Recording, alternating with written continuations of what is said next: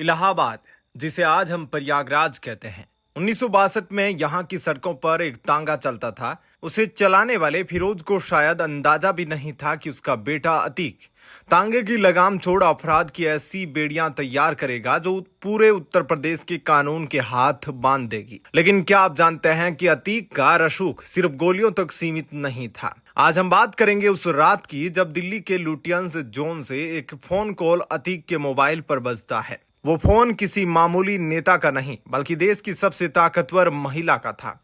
आज हम न्यूज की हेडलाइन से बहुत आगे जाकर पूर्व डीजीपी विक्रम सिंह के उन एक्सक्लूसिव खुलासों की परतें खोलेंगे जो आपको किसी भी मुख्यधारा की फिल्म में नहीं मिलेंगे। बात होगी उस टॉर्चर चैम्बर की जहां इंसानों की खाल खींची जाती थी और उस सिस्टम की जिसने एक माफिया को माननीय बना दिया। यह किस्सा उस वक्त का है जब अतीक अहमद की सल्तनत अपने चरम पर थी। प्रयागराज में एक पारसी परिवार की जमीन थी। यह जमीन फिरोज गांधी के रिश्तेदारों की थी। अतीक, जिसकी नजर हर कीमती जमीन पर गिद्ध की तरह होती थी, उसने उस होटल फिनेरो वाली जमीन पर कब्जा कर लिया। पूर्व डीजीपी विक्रम सिंह इस घटना का जिक्र करते हुए एक ऐसी बात बताते हैं जो आज के दौर में अकल्पनीय लगती है। उस वक्त अतीक को हटाने के लिए पुलिस की बंदूकें काम नहीं आई। दावा किया जाता है कि खुद सोनिया गांधी ने अतीक अहमद को फोन लगाया। उन्होंने अतीक से कहा था, भाई इस जमीन को छोड़ दो, बख्श दो, यह हमारे रिश्तेदारों की है। सोचिए, एक माफिया की हैसियत इतनी बढ़ गई थी कि देश के सबसे शक्तिशाली परिवार को भी उससे भाई कहकर गुहार लगानी पड़ रही थी। यह महज एक जमीन का टुकड़ा नहीं था, यह इस बात का सबूत था कि कानून अतीक के सामने घुटने टेक चुका था। अतीक के रसूख के पीछे उसकी क्रूरता का वो चेहरा था जो रूह कंपा दे। विक्रम सिंह ने उस टॉर्चर चैम्बर का कच्चा चिट्ठा खोला है। जब उसका प्रतिद्वंदी जग्गा मुंबई भाग गया तो अतीक ने उसे वहां से अगवा करवाया।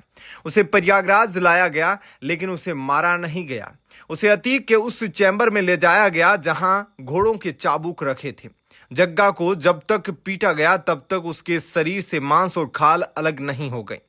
खौफ का आलम यह था कि इस अधमरी लाश को जग्गा के घर के सामने फेंकवा दिया गया ताकि प्रयागराज का बच्चा बच्चा जान ले कि अतीक से टकराने का मतलब क्या है। उसने एक बार एक पुलिस चौकी में 23 सिपाहियों को बंधक बना लिया था, यानी वर्दी भी उसके सामने बेबस थी। इतिहास का सबसे बड़ा मजाक क्या होगा, जिस फूलपुर लोकसभा सीट से भारत के पहले प्रधानमंत्री पंडित जवाहरलाल नेहरू संसद पहुंचते थे, उसी सीट पर 2004 में अतीक अहमद का कब्जा हुआ। अजीब इत्तेफाक देखिए, नेहरू जी 64,000 वोटों से जीते थे और अतीक अहमद ने भी 64,800 वोटों से जीत दर्ज की। लेकिन अतीक सांसद बनकर नहीं बल्कि अपनी अदालत चलाने के लिए दिल्ली गया था। इसी सत्ता के नशे में 2005 में राजू पाल की हत्या हुई। राजू पाल को दिन दहाड़े रगेत रगेत कर, यानी दौड़ा दौड़ा कर सैकड़ों गोलियां मारी गई। जब लाश अस्पताल पहुंची तो अतीक के गुंडों ने वहां जाकर फिर से लाश पर गोलियां बरसाई। यह सिर्फ हत्या नहीं थी, यह पूरे लोकतंत्र के सीने पर दागी गई गोलियां थी। 1995 के लखनऊ गेस्ट हाउस कांड में अतीक मुख्य विलेन था, जहां उसने मायावती की जान लेने की कोशिश की। लेकिन जब वक्त का पहिया घुमा और विक्रम सिंह जैसे अधिकारी कमान में आए तो अतीक का परिवार डर गया। विक्रम सिंह जी बताते हैं कि अतीक की पत्नी शाइस्ता परवीन अपने छोटे बेटे अशद को लेकर उसके दफ्तर आई थी। उसने कहा था, सर मैं बेवा यानी विधवा नहीं बनना चाहती।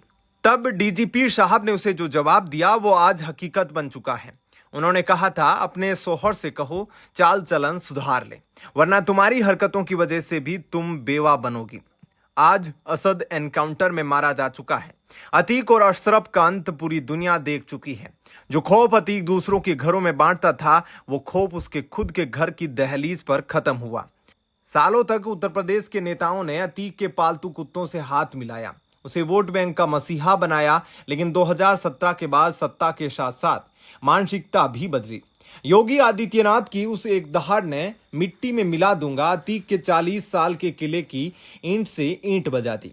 जांच में खुलासा हुआ कि अतीक के तार पाकिस्तानी आईएसआई और लश्कर तैयबा से जुड़े थे। पंजाब के रास्ते ड्रोन से हथियार मंगवाए जा रहे थे। एक तांगे वाले का बेटा जो कोयला चोर बना फिर संसद पहुंचा। अंत में वो सिर्फ एक अपराधी बनकर रह गया। आज प्रयागराज की गलियों में अतीक का नाम खौफ के लिए नहीं बल्कि अपराध के अंत के लिए लिया जाता है। दोस्तों, अतीक अहमद का इतिहास हमें बताता है कि जब सत्ता और अपराध एक हो जाते हैं तो आम जनता की क्या हालत होती है। लेकिन यह भी सिखाता है कि कानून की चक्की धीरे चलती है पर पिसती बहुत बारीक है।